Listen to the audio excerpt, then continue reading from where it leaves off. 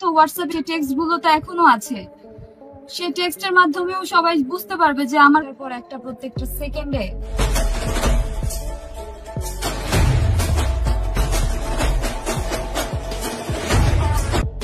SP পলাশ শাহর সাথে সম্পর্ক ছিল তার মেজো ভাবি পাপিয়া শাহার। পলাশকে পছন্দ করত পাপিয়া। এবার কেসও খুঁড়তে বেরিয়ে এলো সাপ।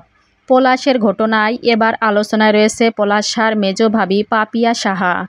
এ বিষয়ে কি বললেন সুস্মিতা? এ বিষয়ে জানতে গেলে পুরো ভিডিও শুরু থেকে শেষ পর্যন্ত দেখার অনুরোধ রইল। পলাশের নির্মম পরিণতি দেশ জুড়ে ব্যাপক আলোচনায়। সবাই আফসোস করছে পলাশের জন্য। তবে এবার নতুন খবর শোনা যাচ্ছে, মেজো ভাবি পাপিয়ার সব ষড়যন্ত্রেরই মূল। পাপিয়া পলাশকে পছন্দ করত, আর গুঞ্জনের শুরুটা করেছিল পাপিয়া নিজেই।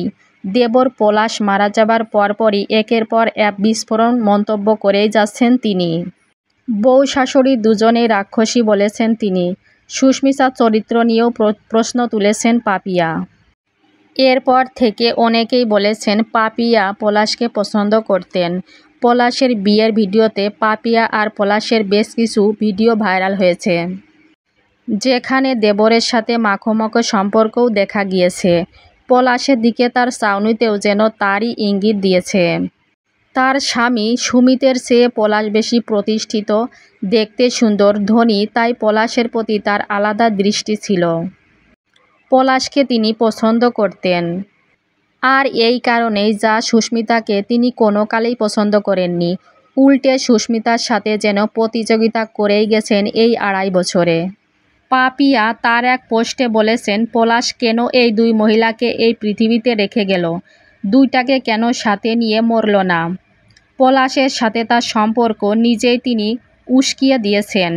সুস্মিতাকে তিনি শুরু থেকেই মেনে নিতে পারেননি কোনো কারণ ছাড়াই।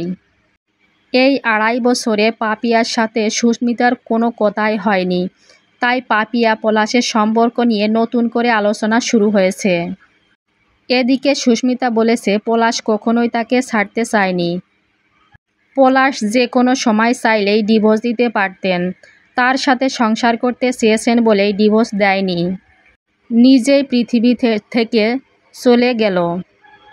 বন্ধুরা, পলাশের মেজো ভাবিকে নিয়ে আপনাদের কি মতামত কমেন্ট করে জানিয়ে দিবেন।